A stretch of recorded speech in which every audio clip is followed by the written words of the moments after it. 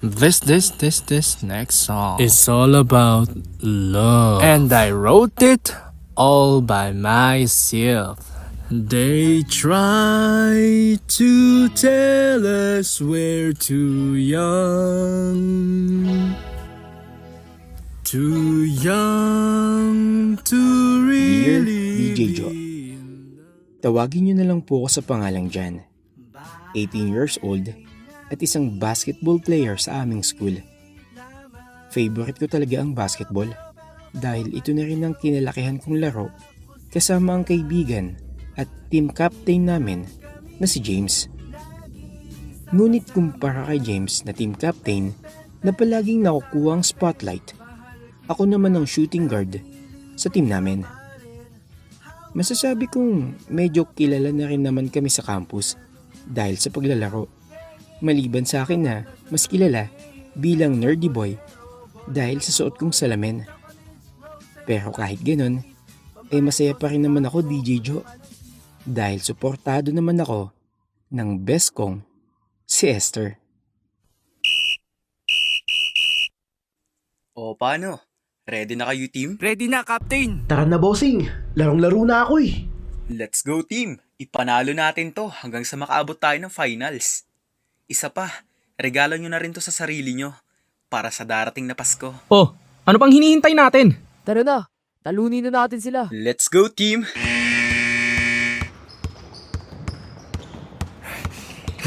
Team Captain! Pasa mo dito! Heto, saluin mo! Naku, na-steal pa! Akong bahala dyan! Dito, boss. Pasa! Oh, saluhin mo! Nice one, pre. Ang bangis mo. Ang pupugi ng mga players natin! Go Falcon! Woo! Go team! Talunin niyo yung mga yan! Kaya nyo yan, Falcons! Huwag magpapatalo! Woo! Woo! Mananalo tayo! Galingan nyo!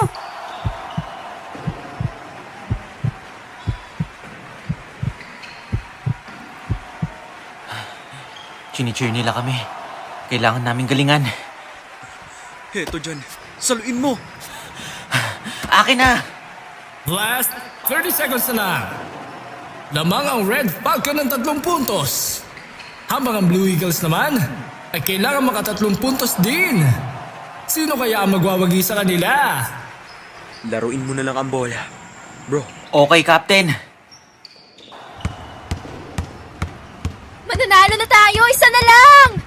Go Red Falcon! Ubusin mo lang ang oras dyan. Ilang segundo na lang.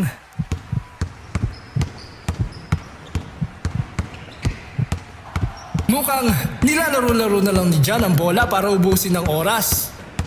Sige lang, boy. Ganyan lang. Panalo na tayo man! Konting seconds na lang! Go, John! Ilaban mo yan! Panalo mo na, please! Last 10 seconds na lang. Mukhang hindi na yata makakahabol ang ating opposing team. 10 segundo na lang ang natitira. At lamang pa kami ng 3 puntos sa kanila. Kung magpapatuloy ito, pwedeng mabaliktad ang laro. Mas mainam na gawin namin. Patagalin ang laban hanggang sa matapos ang oras. Alam ko na. John, panatiliin mo na lamang tumatalbog muna yung bola. John, itira mo na ng 3. 10, 9, 7, 6, 5, 4, 2, 1. Okay! Ang ating winning team, ang Red Falcon!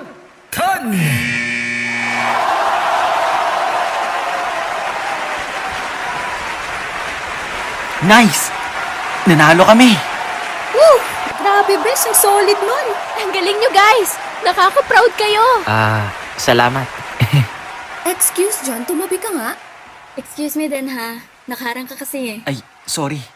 Esther, dito tayo sa gilid. OA naman ng mga nun. Kala mo di nag-cheer sa'yo.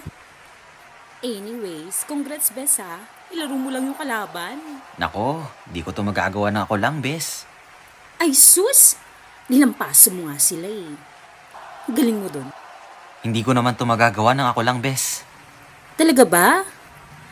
Dahil dyan, i-celebrate natin pagkapanalo nyo? Sige ba? Pero bago yun, may gagawin muna ako, bes. Ano naman yun, bes? Basta, Balitaan na lang kita, okay? See you later. Okay, bye-bye!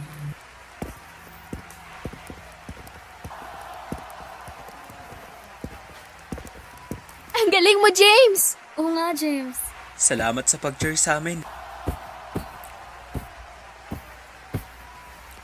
Ay, hala, sorry. Ano ba? Watch your step. Yung pawis mo, dumidikit na sa akin. Pasensya na. Nerd ang ayusin mo nga yung salamin mo. Oo, sorry uli. Okay, ginawa mo para. Kinilig ang lahat sa'yo. Oo nga, ang galing mo. Isipin mo, pinaglaruan mo yung mga mahihinang yun. Ay, wala yun kung wala kayo, no? Nax, humble pa tong si Jan, oh. John, ang galing mo dun. Salamat, team captain. Napabilib mo ako dun, ha? Biruin mo. Unang laban natin, nanalo agad tayo. Okay ka din, ha? Hindi ko kaya yun kung hindi tayo nag-training, team captain. Ganun ba? Kung ganun, mag-training ulit tayo para sa finals. Oh, sige ba? Sige, team captain. Aasahan ko yan. Hi, James. Pwede sa akin na lang t-shirt mo? Ituran mo naman kami dyan. Okay. Pwesto na kayo. Sure, Naomi. John, pasensya ka na, ha? Okay lang, captain. Oh, Naomi, ang disente mong tignan ngayon, ha? Hi, James. Pwede bang magpa-autograph na rin? Sige ba? Heto, oh. Thank you, James. Ako rin. Kanina pa ako nakapila sa'yo, James. Bakit si Naomi lang? Dapat ako rin. Hoy, ako muna. Ako nauna eh. Hindi ako muna. Teka, huminaw lang kayo, girls.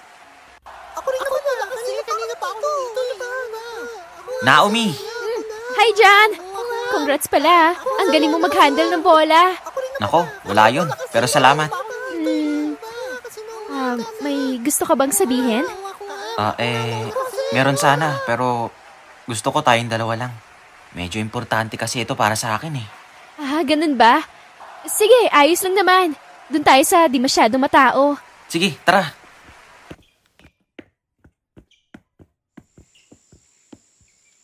So, what's up? May, may feelings kasi ako for you, Naomi. Matagal na. Wait. Don't tell me. Pero hindi naman ako nagmamadali, Naomi. Kaya relax ka lang. John, you know, I'm a varsity, right? Yeah, Ano kasi, focus ako sa study ko at sa volleyball career ko. yes. I know naman. Ako din kaya. Hindi ko pa kayang relationship for now eh. Yes, I do admire you. You play and matalino ka. Kaso, I get it, Naomi. No need to explain. I know naman na hindi ako yung type mo. no, hindi sa ganun, John. Ganito kasi yun. I've already heard enough. Okay na ako, Naomi. Pakinggan mo muna kasi ako, John. Ano ba kasi yun? Ganito, ang need ko is time and space muna para makapag-isip-isip. In short, ayaw mo or need mo lang ng time? Time and space lang. Then, who knows? Could you do that for me? Sure. Okay sa akin. Thank you for understanding, John. Paano? See you na lang. Oo. See you and congrats ulit. Thanks. And goodbye. Bye. Grabe, DJ Joe. First time kong ma-reject ng babaeng nagugustuhan ko. Sa totoo lang siya lang din ang unang babaeng na nagustuhan ko. Pero hindi man lang ako nabigyan ng chance na magkaroon ng kasama na yung Pasko. Pero sabi nga nila, kung mahal mo, dapat ay handa kang magtiis at maghintay. Baka nga, hindi pa ito ang tamang oras para sa amin. Pero kahit ganun, ay hindi ko rin maiwasang mapaisip, ano bang wala sa akin para magustuhan ni Naomi? Oh, Bes, you're here na. Hi, Bes. Bakit ganyan itsura mo? Wala yan. Di ba magsa-celebrate tayo? Ano muna nangyari? Pwede manghingi ng advice sa'yo, Bes? Sure. Ano ba yon? Sa tingin mo ba, may mali ba sa akin? Wala naman. Bakit biglang ganyan yung tanong mo? Siguro. Ayusin mo lang ng konti yung sarili mo. Gwapo ka naman eh. Ganito lang din naman style mo ah. Oo nga. Pero ako kasi gusto ko simple lang. Ikaw kasi, need mo pumorma. Ganun ba yon? Mag-ayos ka lang. Promise. Gwapo ka sa paningin ko. Sino ng mga girls? Ay, sige na nga. Salamat sa suporta ha. Ikaw din naman, maganda. Basta mag-ayos ka din. Hoy, grabe ka. Oo ba? Gusto mo mag-makeup ako sa prom eh. Ikaw? Magme-makeup? Di bagay sa'yo, bes. Di rin sa'yo bagay pumorma, no? Bahala ka dyan. Hala, nagtampo agad. Pero sige, dun tayo pumorma for a day. Game? Challenge accepted. DJ Joe, talagang pinaghandaan ko ang prom namin ngayong araw. Ginawa ko ang sinabi ni Esther. Nagpagwapo ako at nag-ayos ng suot para lang mapansin ako ni Naomi. Pero hindi ko akalaing may madidiscovery pala ako na mas lalong makakapagpagulat, hindi lang sa akin, kundi sa lahat.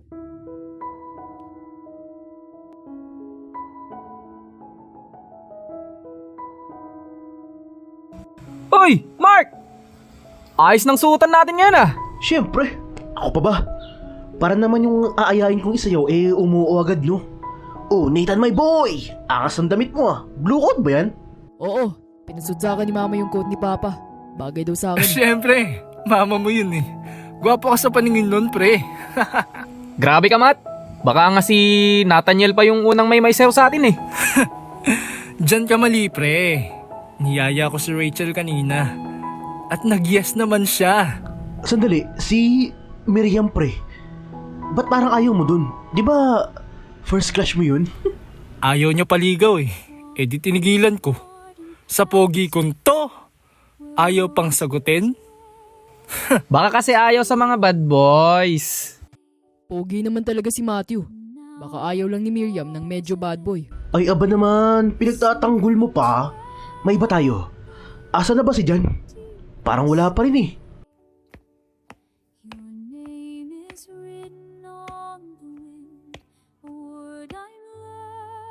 Hi guys! Ano yung pinag-uusapan niyo? Parang narinig ko yung pangalan ni Miriam. Hi, Rachel. Wala yun. Anyways, bagay sa'yo yung suit mo. Thanks, Dan. Pero hindi yan yung first choice ko eh. Dami ko kasing shoes sa bahay and I can't even choose kung ano yung babagay. So, ito na lang sinuot ko. Hi, people of the Falcons! Miriam the Good is here! Ay, back, Bes! Pink ng pink! Glinda ang atok eh. Pero, bakit mo suot yung malaking ribbon mo? Bagay naman sa'yo yun. Hindi daw bagay sa akin. Mas okay tong belt na malakas sa bewang ko para may curves, sis. Teka, nasaan pala silang apat? Sino ba? Sila Jan at James. Oo nga, nasa na sila? Malapit na magsimula ang event. Ewan ko sa mga yun. Sila pa talaga yung late? Baka traffic lang. Siguro. Paano yan? Pag wala si James, for sure. Ako yung prom king. Eh di pag dumating si James, ikaw naman si prom king. Prom king. Uy, ayan na sila, James.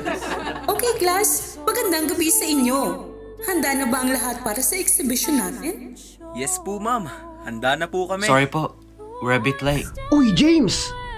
Ikaw, sino ka? Nasaan si May Jan? bagong transferee or invite? Wala yata siya. Grabe naman kayo mga pre. Nag-ayos lang yung tao, di nyo na agad kilala. Oh my, wait. Ito pa yung... Ikaw si John?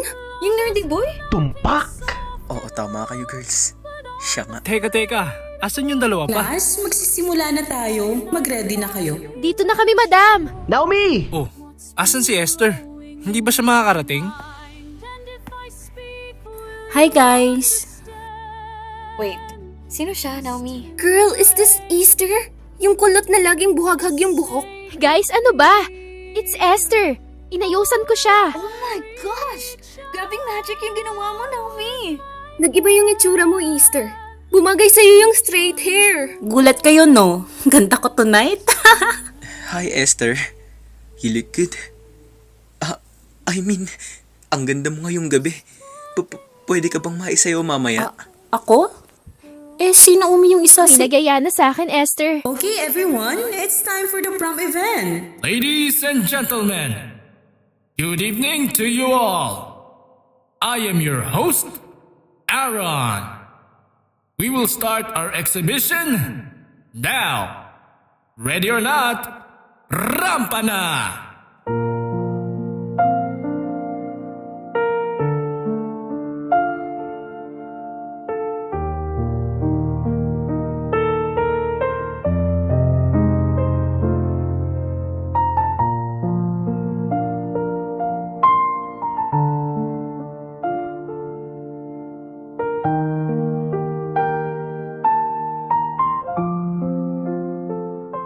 Natapos na nga ang sayawan sa prom namin at naging successful naman ang bawat exhibition. Ngayon, ang kulang na lang ay ang regalo. Pero may twist ang exchange gift namin, DJ Jo. At yun ay... Okay class, since Christmas naman, me and Sir Aaron decided to put a bit of twist. Susulat kayo ng letter per person kung sino ang ina-admire or best friend o mga nagugustuhan nyo. Bago matapos itong masayang prom na ito, then tsaka niyo ibibigay sa tao na yun. Ito yung sa akin, Ma'am Mara. Para naman to sa'yo, Sir Aaron. Merry Christmas! Ano ba regalo mo sa akin, bro? Basahin mo muna bago mo buksan yung regalo ko. May nakasulat kasi dyan pero kahit sa bahay mo na lang basahin. Wow! Thank you, bro! Trip ko to! You're welcome. Merry Christmas, Matt. Ikaw pala nabunot ko, Rachel. By the way, Merry Christmas. Oh, paborito ko tong blush on na to. Thank you, Mark. Miriam, ikaw naman yung nabunot ko. Pasensya na sa mga nangyari noon, ha? Dahil ako si Miriam the Good, pinapatawad na kita. Hi, Dan! Ikaw ang nabunot ko. Isasayaw mo ako mamaya, ha? Sure.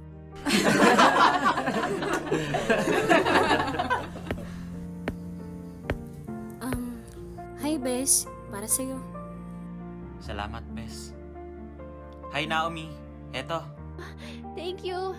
And Merry Christmas, James. At eto naman ang para sa'yo, Esther.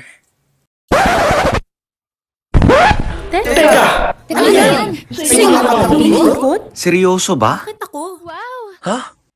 Nagkatinginan kaming lahat, DJ Jo. Lalo na nang mapansin namin ang kakaibang tensyon sa pagitan naming apat. Na para bang lahat kami may pagtingin sa isa't isa. Napatingin ako sa letters na hawak namin. At isang bagay ang pumasok sa isipan ko.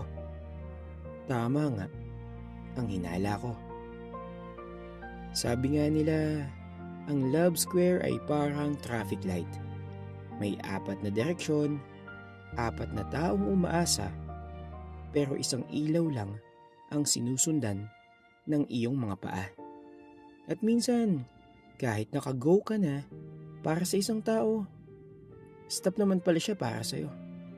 Kaya tandaan mong huwag kang tumayo sa intersection ng pusong hindi ka tatawiran. Dahil hindi mo naman kailangan ng green light mula sa taong hindi ka naman pala kayang mahalin.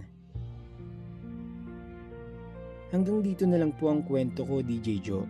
Sana po ay mapansin ang kwento kong ito at may matutunan ang inyong mga tagapakinig. Maraming salamat po and more powers, DJ Jo.